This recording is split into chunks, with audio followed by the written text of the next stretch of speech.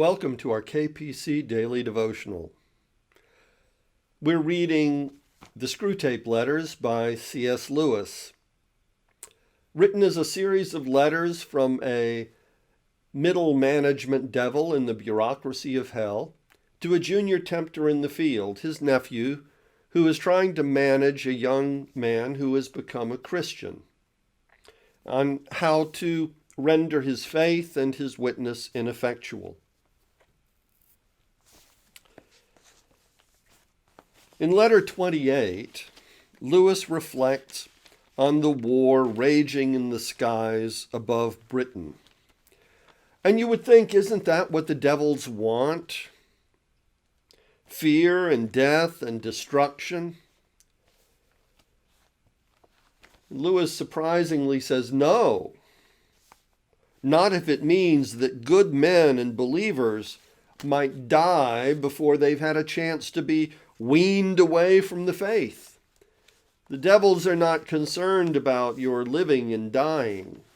They're concerned about your eternal destiny, and they will do whatever they can to impede it. As Screwtape warns his nephew Wormwood, if he dies now, you lose him. If he survives, then there is always hope. That's hell's hope, of course, because you see, humans have a hard time persevering. We humans come to think of this world as our home, when in fact we have no home here, but only in eternity. God wants us traveling through the world, through time, while we are rooted in eternity. See, ultimately, human life is really the shortest part of our existence. A few brief, if often brutish years, in a vast sea of eternity. Important only as the training ground, and really as the proving ground, for an eternal existence of joy and glory for those who would embrace it. And so, the Screwtape Letters, letter 28.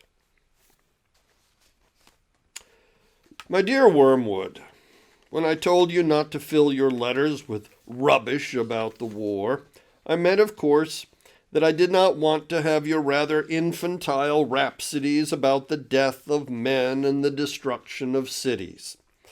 Insofar as the war really concerns the spiritual state of the patient, I naturally want full reports. And on this aspect you seem singularly obtuse. Thus you tell me with glee that there's reason to expect heavy air raids on the town where the creature lives. This is a crying example of something I have complained to you about already, your readiness to forget the main point in your immediate enjoyment of human suffering. Do you not know that bombs kill men? Or do you not realize that the patient's death at this moment is precisely what we want to avoid?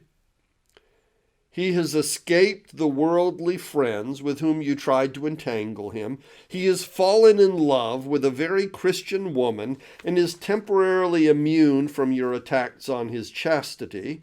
And the various methods of corrupting his spiritual life, which we've been trying, are so far unsuccessful.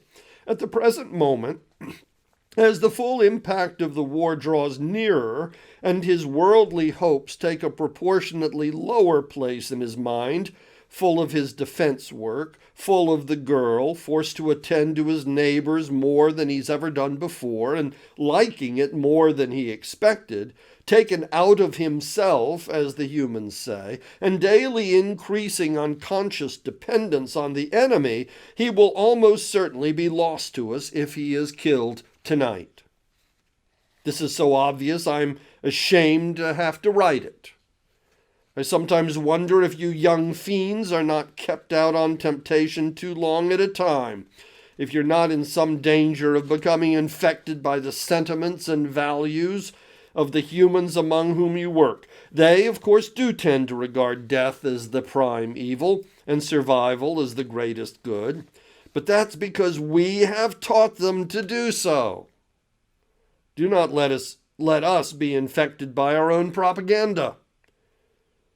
I know it seems strange that your chief aim at the moment should be the very same thing for which the patient's lover and his mother are praying, namely his bodily safety. But so it is. You should be guarding him like the apple of your eye. If he dies now, you lose him. If he survives the war, there is always hope. The enemy has guarded him from you through the first great wave of temptations. But if only he can be kept alive, you have time itself for your ally. The long, dull, monotonous years of middle-aged prosperity or middle-aged adversity are excellent campaigning weather. You see, it's so hard for these creatures to persevere. The routine of adversity, the gradual decay of youthful loves and youthful hopes, the quiet despair, hardly felt as pain, of ever overcoming the chronic temptations with which we have again and again defeated them, the drabness which we create in their lives, and the inarticulate resentment with which we teach them to respond to it. All of this provides admirable opportunities of wearing out a soul by attrition. If, on the other hand, the middle years prove prosperous, our position is even stronger. Prosperity knits a man to the world. He feels that he's finding his place in it, while really it is finding its place in him. His increasing reputation, his widening circle of acquaintances, his sense of importance, the growing pressure of absorbing and agreeable work build up in him a sense of being really at home on earth, which is just what we want.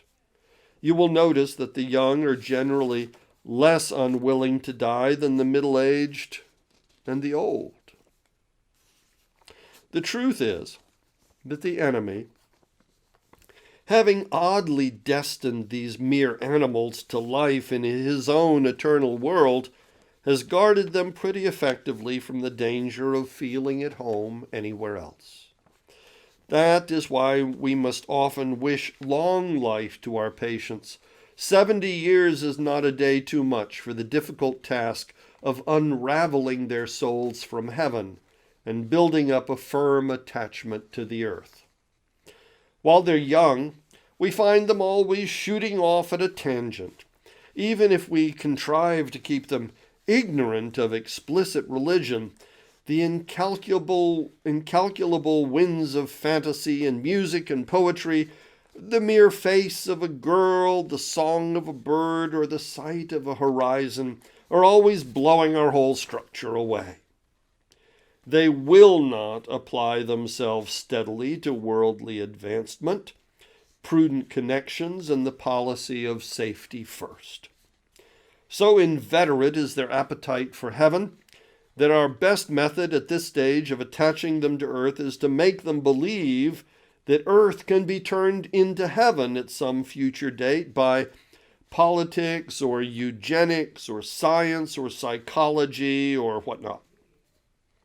Real worldliness is a work of time, assisted, of course, by pride, for we teach them to describe the creeping death as good sense or maturity or experience. Experience, now, in the peculiar sense we teach them to give it, is, by the most useful word.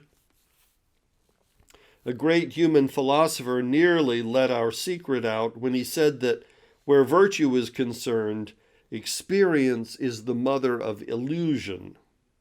But thanks to a change in fashion, and also, of course, to the historical point of view, we have largely rendered his book innocuous. How valuable time is to us may be gauged by the fact that the enemy allows us so little of it. The majority of the human race dies in infancy. Of the survivors, a good many die in youth. It's obvious that to him human birth is important chiefly as the qualification of human death, and death solely as the gate to that other kind of life. We are allowed to work only on a selected minority of the race, for what humans call a normal life is the exception. Apparently he wants some, but only a very few, of the human animals with which he is peopling heaven to have had the experience of resisting us through an earthly life of 60 or 70 years. Well, there is our opportunity. The smaller it is, the better we must use it. Whatever you do, keep your patient as safe as you possibly can. Your affectionate uncle, Screwtape. I wish you a very good morning. Goodbye.